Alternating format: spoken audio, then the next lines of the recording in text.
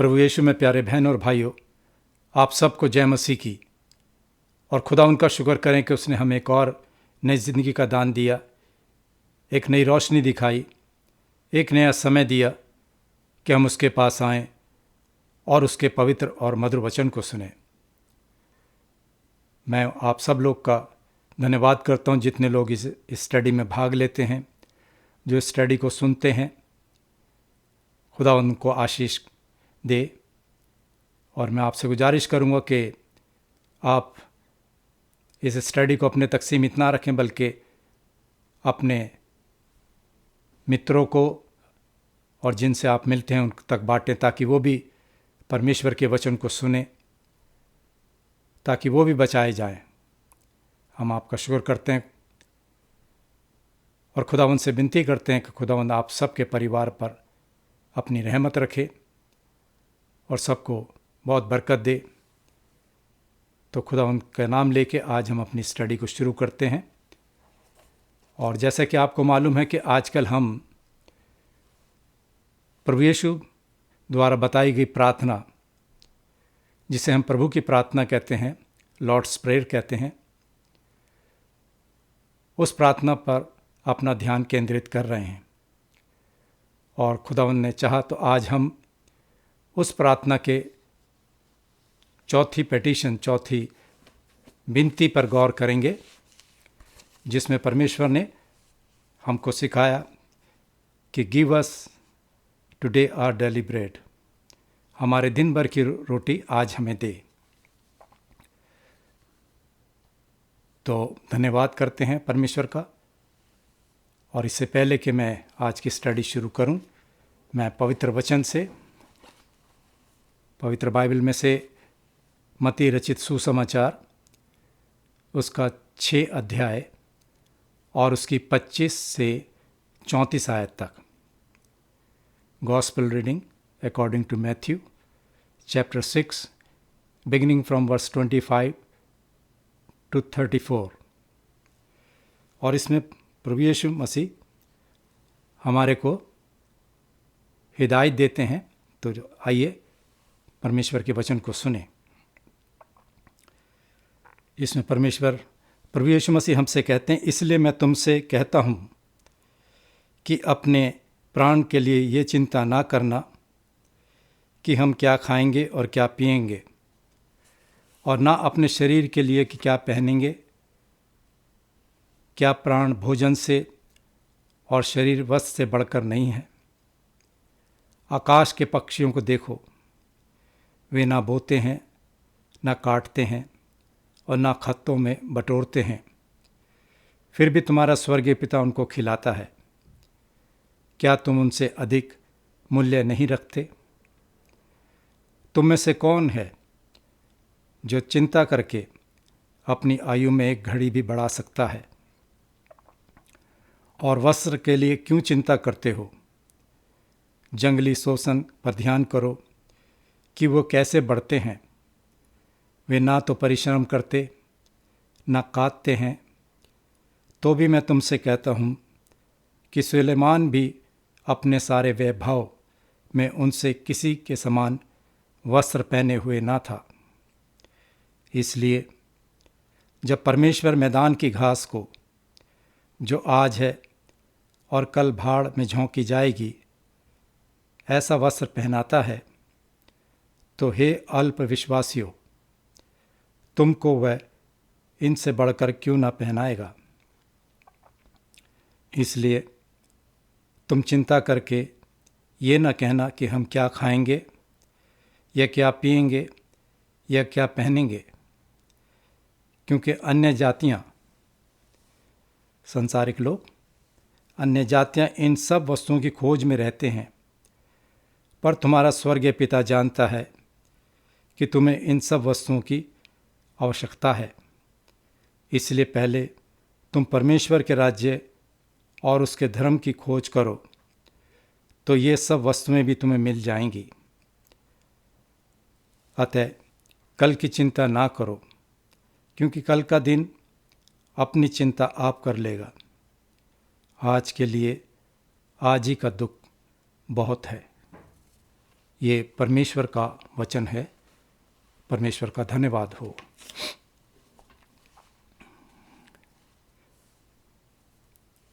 प्रभु में मेरे प्यारे बहन और भाइयों, आप सब लोगों को एक बार फिर जय मसीह की।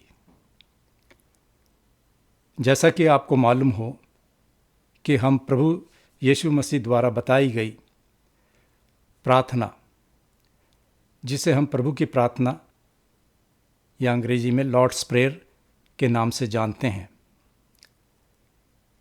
और पिछले हफ्ते हमने प्रभु की प्रार्थना की तीसरी विनती, तीसरी पेटिशन के बारे में सुना, जिसमें हमने सीखा और बताया गया तीसरी विनती में कि तेरी इच्छा जैसे स्वर्ग में पूरी होती है वैसे पृथ्वी पर भी हो। Your will be done on earth as it is in heaven. और आज हम प्रभु की प्रार्थना की चौथी विनती, चौथी पेटिशन को जानने की कोशिश करेंगे, जिसमें हमें बताया गया है इस प्रार्थना में कि हमारे दिन भर की रोटी आज हमें दे। Give us today our daily bread. अजीज़ों, क्या हम प्रभु की प्रार्थना की तीसरी और चौथी याचिकाओं, पेटिशंस के बीच संबंध देखते हैं? तीसरी याचिका में हम प्रार्थना करते हैं कि पिता आपकी इच्छा का पालन करने में हमारी मदद करें। परमेश्वर हमारी मदद करें कि हम उसके राज्य में विश्वासपूर्वक और अपनी इच्छा से परमेश्वर की सेवा करें। हमारे दिन भर की रोटी आज हमें दे का मतलब है हमारी सभी शारीरिक ज़रूरतों को पूरा करने, ताकि हम ये पहचान सकें कि परमेश्वर आप ही हर चीज़ों का एकमात्र सोर्स है, और ये कि ना तो बिना परमेश्वर की आशीष के, ना तो हमारी देखभाल और ना ही उसके उपहार आपके आशीर्वाद के, परमेश्वर के आशीर्वाद के बिना हमारा कोई भी भला नहीं हो सकता। इसलिए हम सब मनुष्य से अपना भरोसा हटाकर सिर्फ परमेश्वर तुझ पर विश्वास रखें। चौथी याचिका, चौथी पेटिशन परमेश्वर से एक रिक्वेस्ट है, एक अनुरोध है कि हे स्वर्गीय पिता, हमें इस भोजन के साथ उस काम के लिए मजबूत करें जो परमेश्वर ने हमें करने के लिए दिया है। तो इस निवेदन या इस पेटिशन में हम प्रार्थना करते हैं पिता परमेश्वर से कि पिता परमेश्वर, हमारे दिन भर की रोटी आज हमें दे। और आज जैसे कि हमको मालूम है कि ये स्टडी हम हाइडेलबर्ग कैटेकिज्म से लेते हैं, और आज लॉर्ड्स डे 50 की रोशनी में हम ये प्रार्थना करते हैं। नंबर 1 कि आज के लिए हमारी सभी शारीरिक ज़रूरतों को पूरा करें। Provide for all our physical needs for today. और दूसरा, भविष्य के लिए सिर्फ परमेश्वर पर भरोसा करने में हमारी मदद करें। Help us to trust in you alone for the future. आज के लिए हमारी सभी शारीरिक ज़रूरतों को पूरा करें। नंबर 1, हमारा आज का जवाब, हमारा आज का प्रश्न 125 हमारे दिन भर की रोटी आज हमें दे, हमसे पूछता है कि इसका अर्थ क्या है, इसका मतलब क्या है। इसका अर्थ है आज के लिए हमारी सभी शारीरिक ज़रूरतों को परमेश्वर पूरा करे। बहनों और भाइयों, जब हम रोटी शब्द बोलते हैं तो उसमें भोजन, पानी, घर, कपड़े, हमारी हेल्थ और हमारे काम शामिल हैं। रोटी शब्द वो सब कुछ है।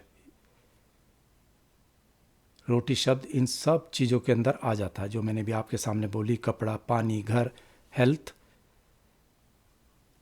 ये सब कुछ है जिसकी हमें आवश्यकता है।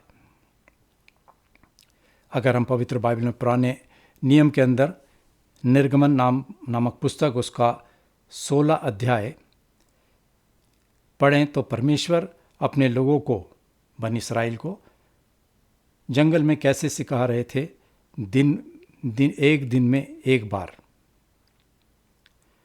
उसकी 4 आयत में हम पढ़ते हैं, तब यहोवा परमेश्वर ने मूसा से कहा, देखो मैं तुम लोगों के लिए आकाश से भोजन वस्तु बरसाऊंगा और ये लोग रोज़ाना बाहर जाकर भोजन इकट्ठा करेंगे। परमेश्वर उन्हें रोज़ाना उस पर निर्भर रहना सिखा रहा था कि परमेश्वर पर डिपेंड हों। एक बार नहीं बल्कि हर दिन। आज की रोटी हमें हमारे स्वर्गीय पिता पर हमारी निर्भरता, डिपेंडेंस को दिखाती है। गंभीर अकाल और शारीरिक खतरे के समय में परमेश्वर ने एलिया नबी को कीरत नामक नाले में छिपने का हुक्म दिया। अगर आप पुराने नियम में पहला राजा उसका 17 अध्याय की 6 आयत पढ़ेंगे तो हम देखते हैं कि परमेश्वर ने एलिया नबी को हर दिन खाने को दिया।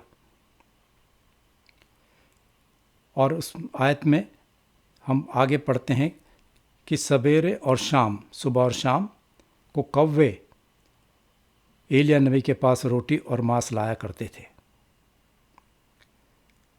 वैसे ही चिंता का समाधान है परमेश्वर से प्रार्थना करना। प्रभु यीशु मसीह ने कहा कि अपनी सारी फिक्र मेरे पर डाल दो क्योंकि मुझे तुम्हारा ध्यान है। पिता हमारे दिन भर की रोटी आज हमें दे। इसलिए प्रभु यीशु ने कहा है मत्ती की इंजील उसके 6 अध्याय की 31 और 32 आयत में,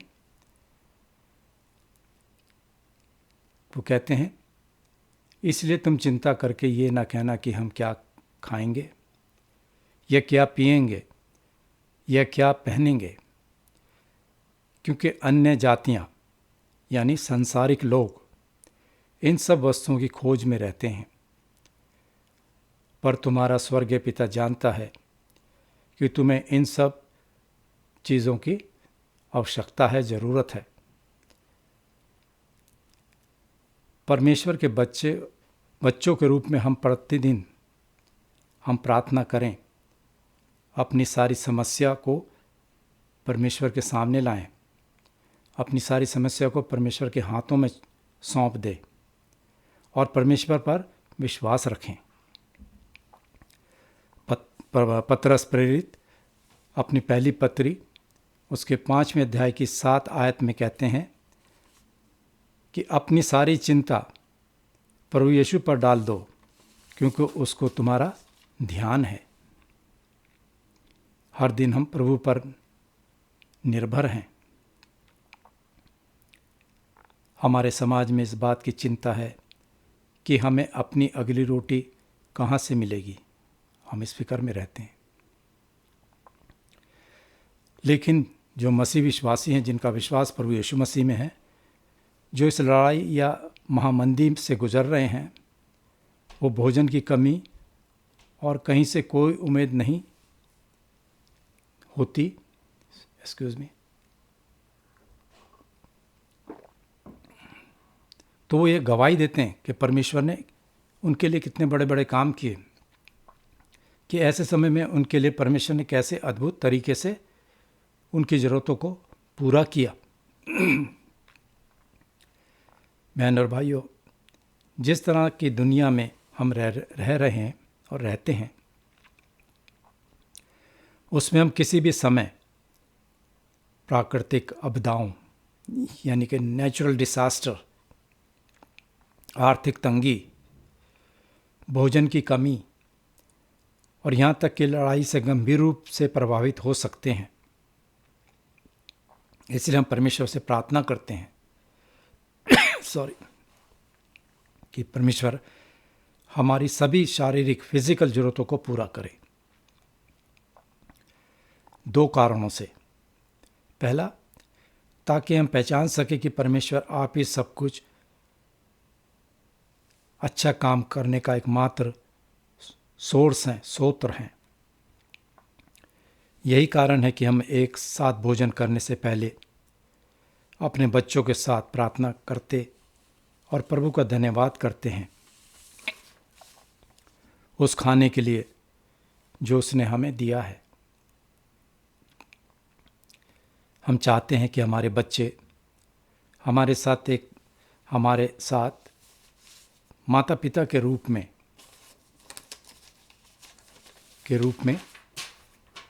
एक साथ इस बात को जानने में और इस बात को समझें कि जो खाना हम खा रहे हैं वो हमारे घर के रेफ्रिजरेटर या ग्रोसरी शॉप या कोई गार्डन बगीचे से नहीं आया है, लेकिन इसका सोर्स कौन है? परमेश्वर का हाथ, जो हमें बारिश और धूप देता है।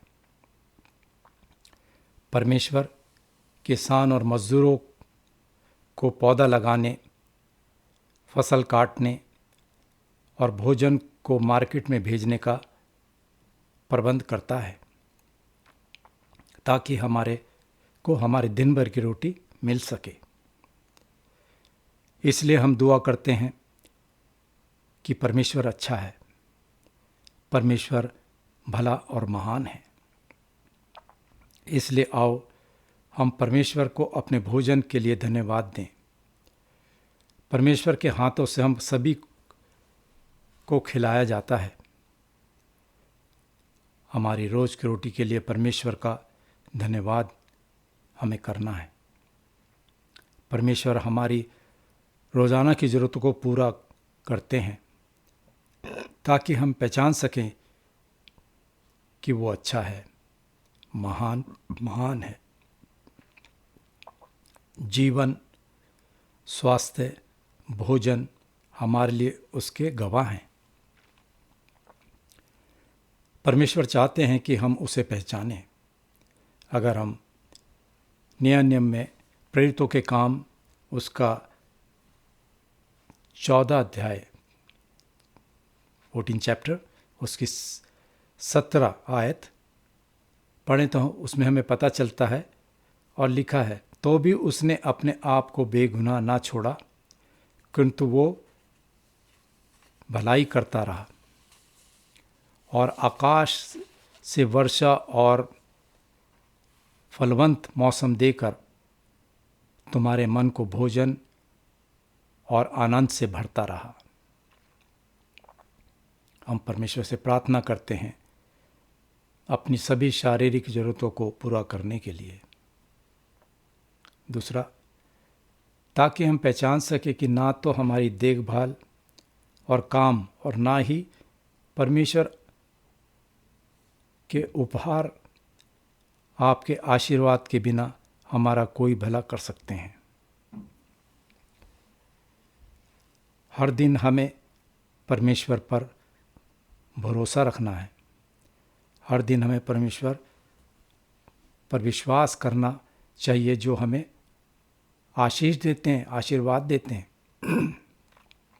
अजीज़ों, परमेश्वर का आशीर्वाद हमें हमारी चिंताओं से या हमारे काम से और ना ही हमें परमेश्वर के उपहारों के द्वारा कमाया या प्राप्त नहीं हो सकता।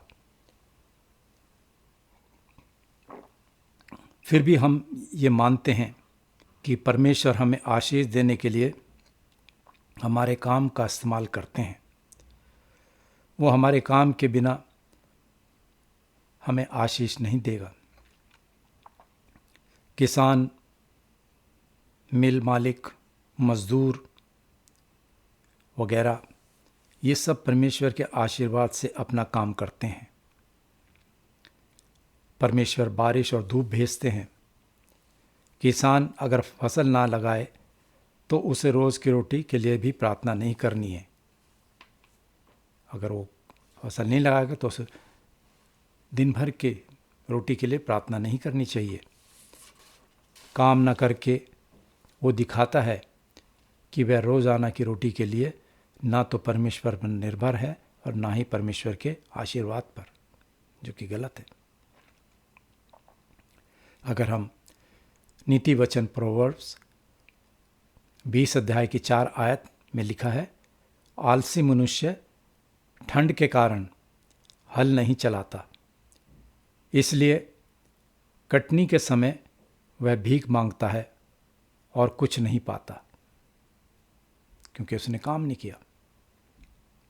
पौलुस प्रेरित भी कहते हैं कुरिन्थियों के नाम उसके पहले पत्री और उसके 15 अध्याय की 58 वर्ड्स में, आयत में, वो हमारे को प्रोत्साहित करते हैं, इनकरेजेस करते हैं और कहते हैं, इसलिए हे मेरे प्यारे भाइयों, दृढ़ और अटल रहो और प्रभु के काम में हमेशा बढ़ते जाओ, क्योंकि ये जानते हो कि तुम्हारा परिश्रम प्रभु में व्यर्थ नहीं है। हम ये विश्वास करते हुए काम करते हैं कि परमेश्वर हमें आशीर्वाद देंगे। बहनों और भाइयों, हमें उन लोगों से सावधान रहना होगा जो धन के पुनर्वितरण यानी रीडिस्ट्रीब्यूशन का प्रचार करते हैं। ये प्रचार गलत है। इसके अलावा वही अक्सर उपदेश देते थे कि परमेश्वर हमेशा गरीबों के पक्ष में होते हैं। ये सच नहीं है। पवित्र बाइबल हमें सिखाती है कि परमेश्वर अपनी वाचा के लोगों के पक्ष में है और ख़ास तौर से विधवाओं, अनाथों और अपने लोगों के बीच ज़रूरतमंदों के पक्ष में है। हम काम करते हैं इसलिए नहीं कि सरकार हमारी मेहनत का पैसा ले, इसके विपरीत डिस्ट्रीब्यूट करें उनको, बल्कि इसलिए कि हम अपनी इच्छा से और अपनी खुशी खुशी ज़रूरतमंदों को दे सकें जिनके पास कुछ नहीं है। इस तरह परमेश्वर सच्चे और ज़रूरतमंदों की प्रार्थनाओं का जवाब देते हैं। हमारे दिन भर की रोटी आज हमें दे। परमेश्वर उनको देते हैं जो ज़रूरतमंदों को देते हैं और उनकी मदद करते हैं। इस याचिका में हम प्रार्थना करते हैं कि हे परमेश्वर, सबसे पहले हमारी आज की सभी शारीरिक ज़रूरतों को पूरा करें। लेकिन हम ये भी प्रार्थना करते हैं कि हमारे भविष्य के लिए सिर्फ हम परमेश्वर पर विश्वास करें। दूसरा पॉइंट है, हमारे भविष्य के लिए हमें आप भरोसे करने में हमारी मदद करें। Help us to trust in you for our future. इसलिए हम प्रार्थना करते हैं, अगर हम भजन साम 146 146 उसकी 3 आयत पढ़ें तो हमें पता चलता है और लिखा है, तुम प्रधानों पर भरोसा ना रखना और ना किसी आदमी पर, क्योंकि उसमें उद्धार करने की भी शक्ति नहीं है। हमें आदमी की शक्ति पर विश्वास या भरोसा नहीं रखना, बल्कि परमेश्वर की शक्ति पर भरोसा रखना है। अजीजों, हम भविष्य के बारे में चिंतित हो जाते हैं, फिक्रमंद करते हैं कि कल क्या होगा, खासकर अपने बच्चों के भविष्य के बारे में कि कैसा होगा उनका कल या भविष्य। लेकिन वहाँ मत जाओ। निश्चय ही हम अपनी चर्चिस को, अपनी कलीसियाओं को, अपने आप को और अपने बच्चों को खासकर से परमेश्वर की संतान के गौरवशाली भविष्य की यानी उसकी ग्लोरियस फ्यूचर के में तैयार करते हैं उनको। यानी हम सब माता पिता ये योजना बनाते हैं, हाँ, इस बात का ध्यान रहे कि डर और चिंता में नहीं, परंतु परमेश्वर पर विश्वास रखें। लेकिन जब कल के दिन की बात आती है तो प्रभु यीशु कहते हैं मत्ती की इंजील के 6 अध्याय की 34 आयत में, इसलिए कल की चिंता ना करो, क्योंकि कल का दिन अपनी चिंता आप कर लेगा। आज के लिए आज ही का दुख बहुत है। इन 5 शब्दों में हम बहुत ज्ञान पाते हैं। हमारे दिन भर की रोटी आज हमें दे। ये प्रार्थना हमें परमेश्वर पर हमेशा निर्भरता, डिपेंडेंस सिखाती है। हमें रोज़ाना और बार बार ये प्रार्थना करनी चाहिए कि प्रभु हमारे दिन भर की रोटी आज हमें दे। भजन 146 और उसकी 5 आयत कहती है, क्या ही धन्य है वो जिसका सहायक याकूब का परमेश्वर है और जिसका भरोसा अपने परमेश्वर यहोवा पर है। मत्ती की इंजील उसके 7 बाब की 11 आयत में प्रभु यीशु कहते हैं, जब तुम बुरे होकर अपने बच्चों को अच्छी चीज़ें, अच्छी वस्तुएं देना जानते हो, तो तुम्हारा स्वर्गीय पिता अपने मांगने वालों को अच्छी वस्तुएं क्यों ना देगा। बहनों और भाइयों, हमारे अपने सांसारिक पिता हमें विफल कर सकते हैं यानी फेल कर सकते हैं, परंतु परमेश्वर हमारा स्वर्गीय पिता हमें कभी भी फेल यानी असफल नहीं करेंगे। अगर हम विश्वास के साथ उनके पास आएंगे, विश्वास से प्रार्थना करेंगे और कहेंगे कि प्रभु हमारे दिन भर की रोटी आज हमें दे। वह पूरी तरह से भरोसेमंद है हमारे परमेश्वर, और जिसने हमारे लिए अपने इकलौते पुत्र को दे दिया ताकि उसके द्वारा हम उद्धार पाएं। क्या हम सभी मनुष्यों से अपना भरोसा वापस ले सकते हैं? ये एक प्रश्न है। तो इसलिए हम साहसपूर्वक कह सकते हैं, प्रभु मेरा सहायक है, मैं ना डरूंगा। मनुष्य मेरा क्या कर सकता है। इब्रानियों 13:6 कि मेरा सहायक मेरे परमेश्वर है, मैं किसी से नहीं डरूंगा। यह है विश्वास की कमी। अगर हम विश्वास में रखेंगे तो हम चिंता या डर हमारे बीच में नहीं होगा। तो इसलिए आज का जो हमारी दुआ का जो प्रभु की प्रार्थना थी, उसका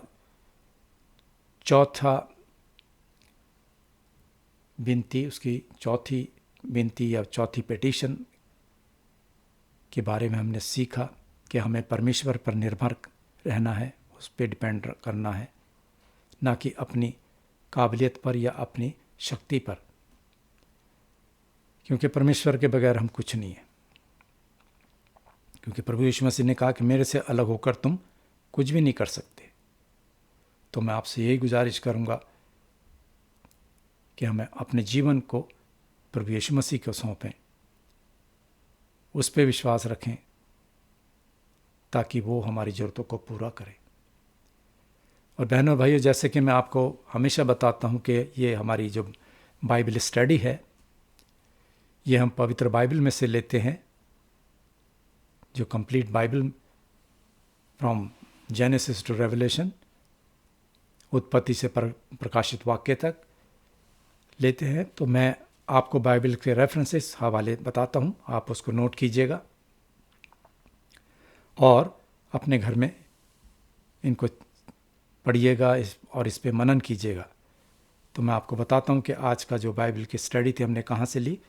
पवित्र बाइबल के हवाले में आपको लिखाता हूँ, लिखिएगा। भजन साम 104 उसकी 27 से लेकर 30 आयत तक। भजन 145 उसकी 15 और 16 आयत। मत्ती रचित सुसमाचार उसका 6 अध्याय और उसकी 25 आयत से 34 आयत तक, 34 वर्सेस।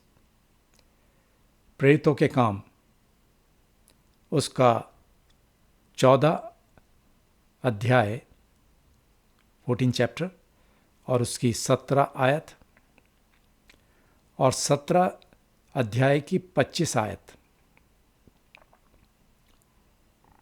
याकूब की पत्री उसका पहला अध्याय और उसकी 17 आयत। पुराने नियम में व्यवस्था विवरण नामक पुस्तक उसका 8 अध्याय और उसकी 3 आयत। भजन साम 37 और उसकी 16 आयत। पहला कुरिन्थियों उसका 15 अध्याय की 58 वर्स आयत। इब्रानियों की पत्री उसका 13 अध्याय और उसकी 5 और 6 आयत। तो ये आज का जो सब्जेक्ट था, विषय था, वो मैंने इसमें से लिया है। बहनों और भाइयों, मैं अक्सर तमाम विश्वासियों को से अनुरोध करता हूँ हर हफ्ते कि आप लोग अपनी बाइबल को पढ़ने की उनको मैं सलाह देता हूँ कि पवित्र वचन को ज़रूर पढ़ें, क्योंकि पवित्र वचन एक जीवित दस्तावेज है, डॉक्यूमेंट है। ये परमेश्वर, जब हम अपनी बाइबल खोलते हैं तो परमेश्वर हमारे से बातचीत करते हैं। तो अब समय है कि हमें ज़्यादा से ज़्यादा समय प्रार्थना में और परमेश्वर के वचन को पढ़ने में व्यतीत करना चाहिए। और उसके बाद अगर प्रभु आपको और पवित्र आत्मा आपकी सहायता करे कि आप परमेश्वर के वचन को अपने तक सीमित ना रखें, बल्कि अपने साथियों को जिनसे आप बातचीत करते हैं उनको बताएं कि एकमात्र प्रभु यीशु मसीह हैं जो हमारा उद्धार कर सकते हैं, जिन्होंने मृत्यु के डंक को तोड़कर मृत्यु को हराया और हम एक जीवित परमेश्वर के बेटे और बेटियां हैं। तो मैं आपसे अनुरोध करता हूं कि आने वाला हफ्ता आप सबके परिवारों पर शांति रहे और प्रभु यीशु मसीह आप सबको आशीष दे। आमीन।